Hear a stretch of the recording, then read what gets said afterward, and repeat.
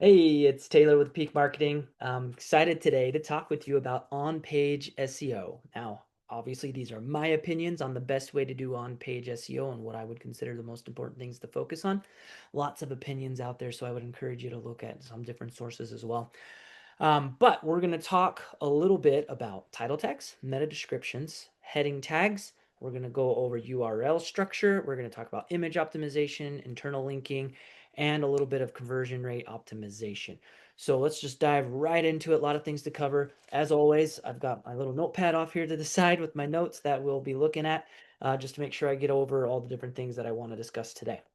Let me go ahead and get my screen shared, and we are going to dive right into this.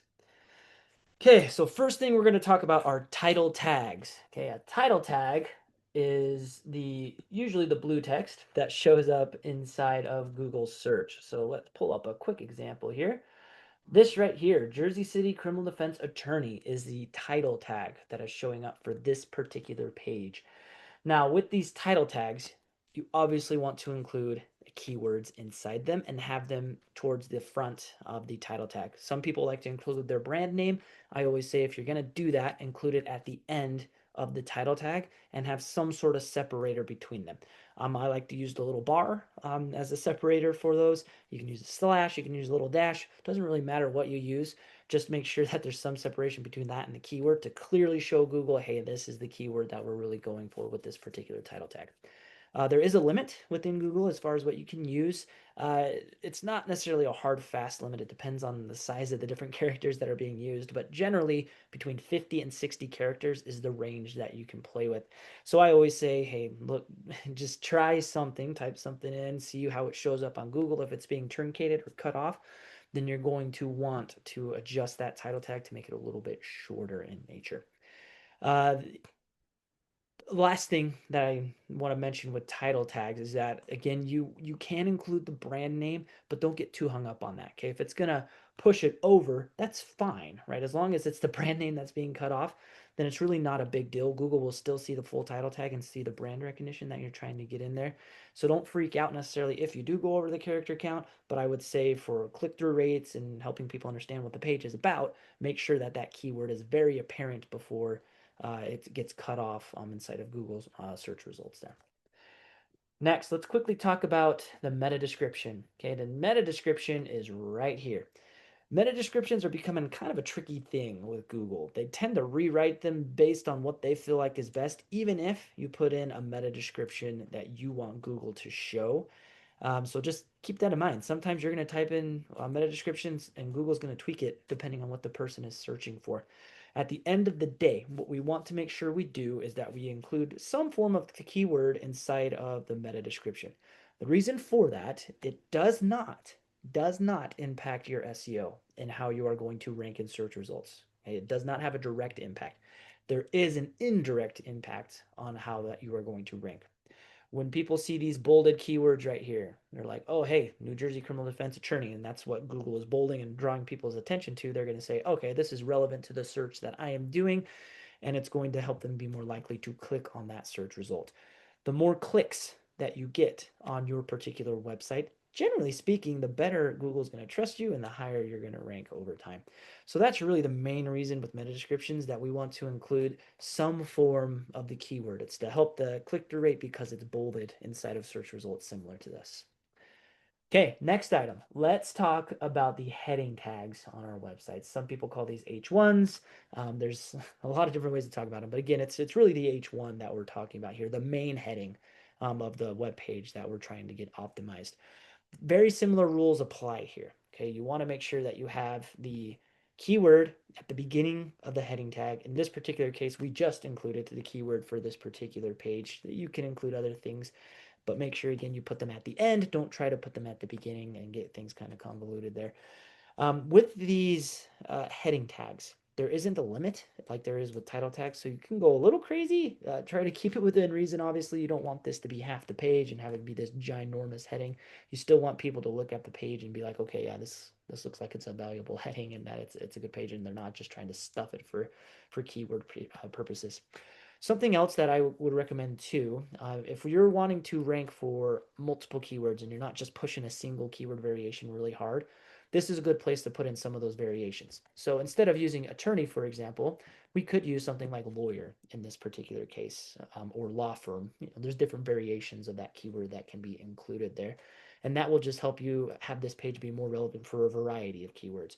If you're really pushing a particular keyword pretty hard, like we are for this particular client that you really want to rank for, then you want to have all of the same keyword across these different elements that we're about to talk about. So have it in a title tag like we do, have it right here in the H1 as well. Okay, next piece, URL structure. Okay, so let's talk a little bit about that. I'm specifically going to talk about how to optimize them for keywords right now. So you can see our URL right up here that I've got highlighted, okay? If you look at this URL, you're going to have the top level domain. So you've got Anthony Carbone personal injury lawyer.com. And then we're going to have slash Jersey City criminal defense attorney. Again, that keyword right there inside of the URL for Google to see. You're probably going to catch on real quickly all these different elements. We want to include keywords in them to help us rank better. I've seen too many attorney sites where they put something like this and they just have criminal defense attorney, or even worse, sometimes I'll see just criminal defense, and we're just doing a disservice to ourselves here. We really should be including these keywords. It's only going to help us. Obviously, we don't want to over optimize or just stuff these URLs full of keywords. So if you have a page that says New Jersey criminal defense attorney slash New Jersey criminal defense attorney, and you're just using it over and over and over within the URL to make it look very spammy, Google's not going to appreciate that, right? And it's actually going to get us into trouble. So be reasonable, use it once within the URL structure there, and that's good enough for what we need to do with the URLs. Make sure you consider the age of your URL. Okay, so if you've had your website for 5, 6, 7, 8, 9, 10 years, whatever it is, and these URLs have been out there for a while, if you change them, right, that could potentially impact our SEO. So generally speaking, it's best if we can do this right out the gate and it's a newer site and we're just saying, hey, we're going to go ahead and get our URLs optimized right away. If you're going back and looking at this, you can still optimize them. Just be aware there could be a potential drop in your rankings, at least initially, because of the change of the URL. And you also need to ensure that you use 301 redirects when changing these URLs. You can't just change the URL and say, awesome, I'm done, I made it more optimized. That will actually hurt your site rather than help it to be able to rank better. Use 301s. If it's a really, really old URL that's been out there for a while, you might want to weigh the potential drawbacks of doing something like that just because if it has been out there and it's got links built out to it, to that specific URL, changing it could actually harm it more than help it. If we're looking long term, then absolutely change the URL, continue to build links. It's going to help it in the long term. Short term, though, you are likely going to see some sort of an impact on your site. Okay, let's talk about image optimizations next. So on your site, you should have some images that you're going to be including in here inside the words. Breaks that up, makes it look nice for multiple reasons that we want to use images. However, there is an opportunity here for us to optimize these images for specific keywords we want to rank for. Now, some people have an opinion that you shouldn't be so blatant with keyword use in the alt tags. I just go for it with our particular clients. We've seen some pretty decent correlations that when you use keywords in the alt tags, it's going to just help you out. So what you'll see here, if I can get this not to get covered up each time, on the alt tag right here. So this alt equals, and then it's got the little quotations. That's our alt tag. Okay. Generally in a WordPress site, you can do that straight from the image, depending on the site that builder that you're using. It's going to be a little bit different, but try to find the alt text, alt tag. There's different names for it, but it's all talking about the same thing within the image.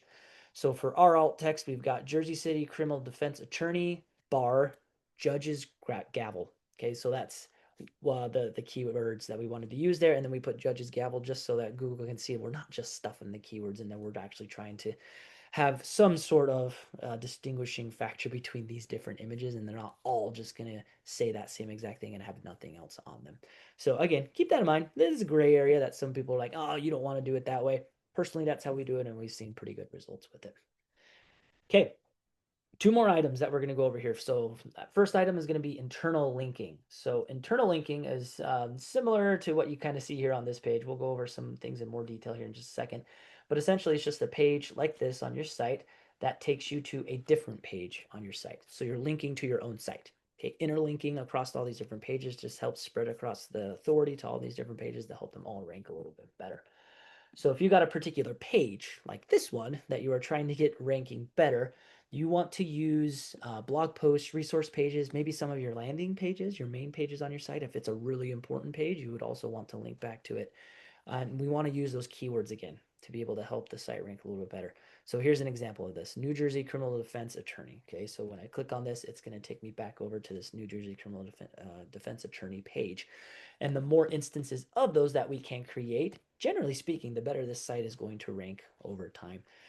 So that's really all we're talking about when it comes to internal links. Now, keep in mind, like with everything, we need to keep this natural. Okay, you don't want to just willy-nilly stuff keywords into the content.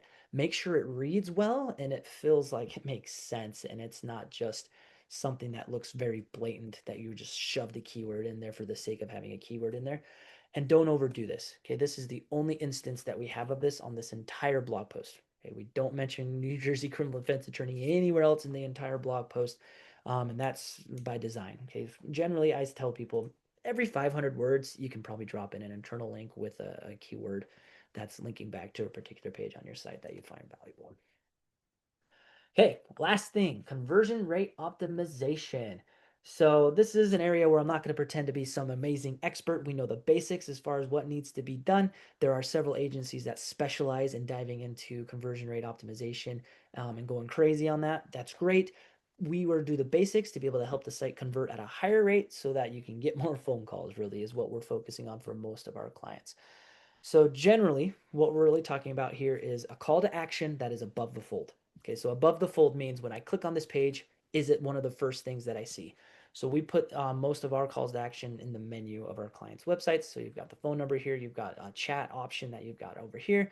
And then on the main pages, we're going to have a form that's also on the right-hand side so that there's multiple ways for someone to be able to get in touch with us. We want to have as little friction as possible between a potential client picking up the phone or filling out a form and getting in touch with you as we can. That's just going to help it be easier for someone. The easier it is for them to get in touch, the higher the conversion rate on the site is going to be at the end of the day.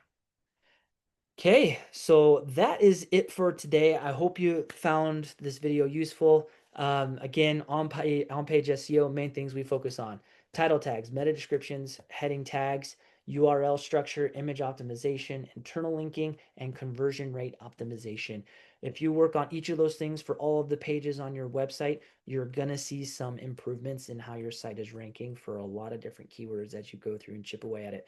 It can take a little bit of time. It's a lot of different elements to go through and update on every single page of your website, but it's absolutely worth it and it's going to help your site out in the long run. Hope you found this valuable. If you have any questions or you want to get in touch with Peak Marketing, click the link down below in the description and we can have a quick chat about how we can help you out with your site. Thanks.